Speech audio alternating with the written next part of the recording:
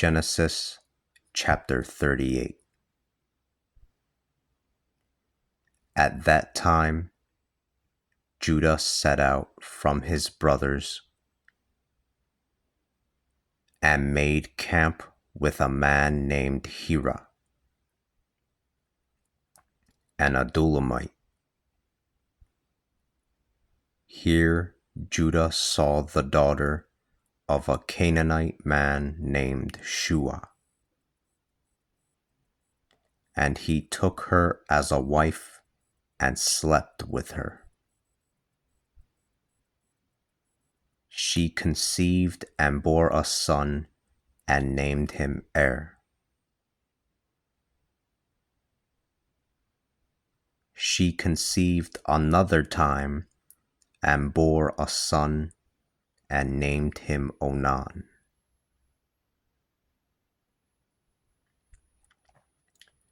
She bore still another son and named him Shelah. She was in Chezib when she gave birth to him.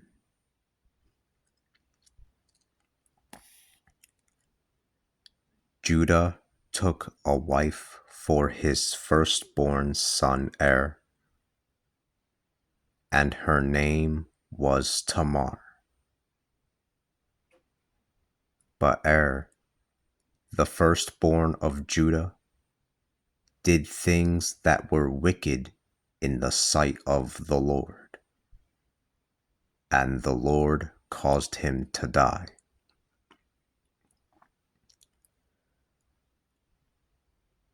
Judah then said to Onan,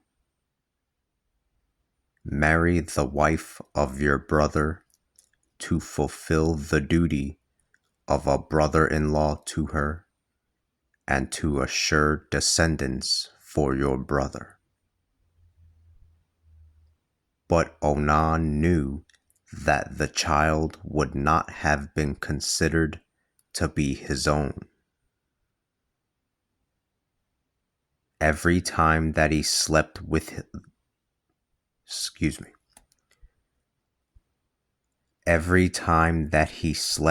the wife of his brother, he spilled his seed on the ground, so that he would not have to give his brother a son. This greatly displeased the Lord, and the Lord caused him to die too.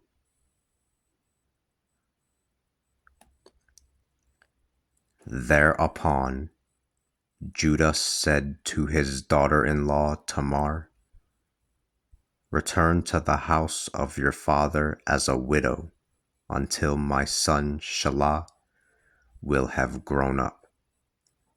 For he thought, "Let him not die like his brothers." So Tamar went and returned to the house of her father.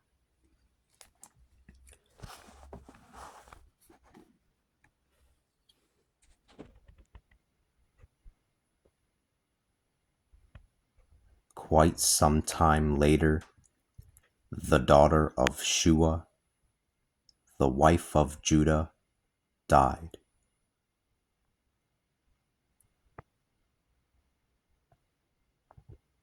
When Judah had finished his time of mourning, he went to Timnah to the sheep shearers. Hira the Adullamite went with him. Tamar was told, "Your father-in-law has gone to Timnah,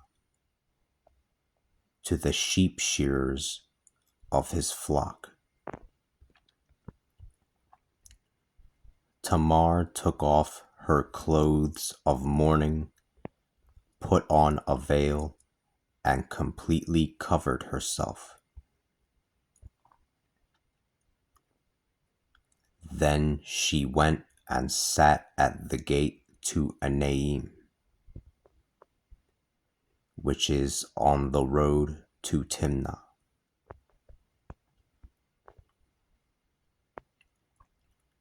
She realized that Shelah had already grown up, but she had not yet been given to him in marriage.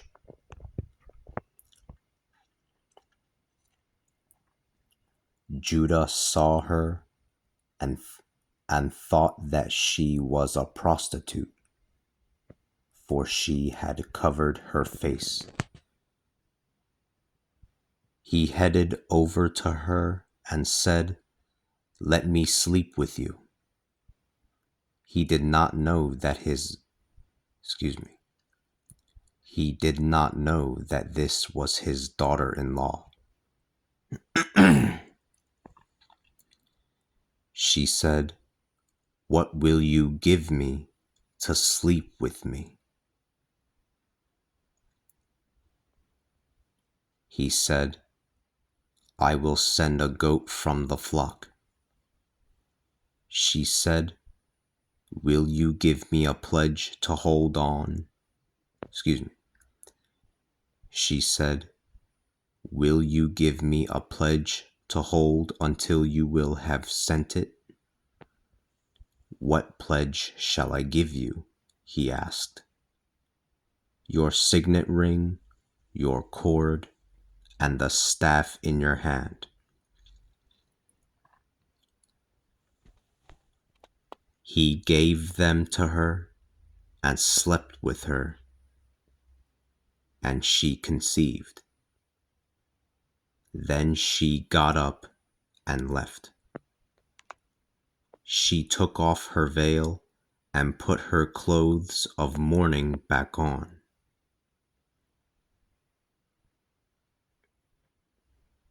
Judah sent his friend the Adullamite with the goat to claim the pledge from the woman, but he could not find her. He asked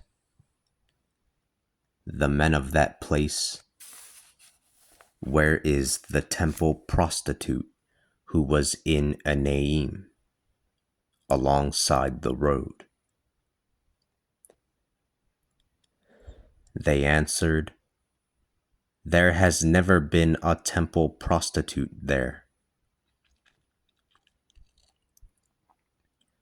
So he returned to Judah and said, "I did not find her." Even the men of that place said, "There has never been a temple prostitute there." Judah said, "Let her keep them." Judah said, "Let her keep them. Otherwise, we will become a laughingstock. After all, I sent her the goat, but you could not find her."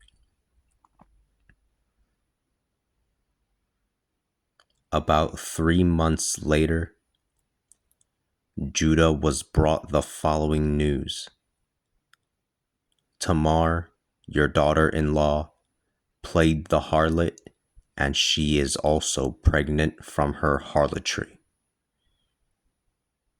Judah said, "Let her be brought out and burned."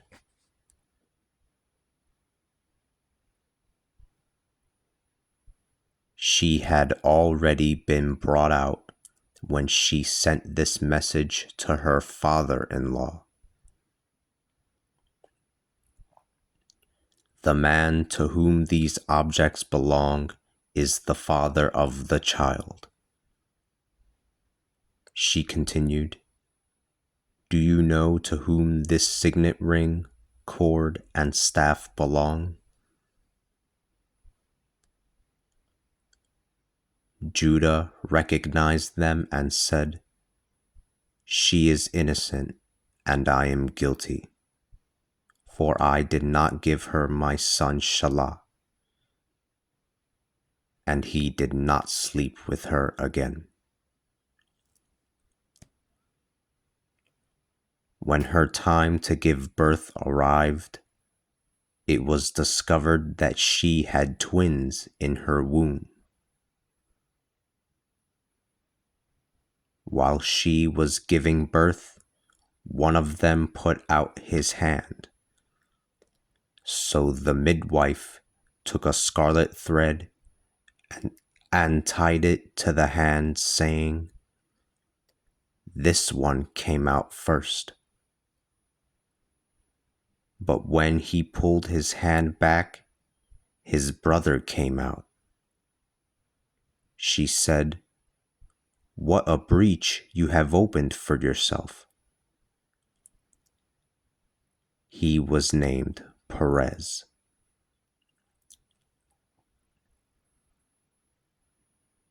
Then his brother, who had the scarlet thread tied around his hand, came out. He was named Zerah.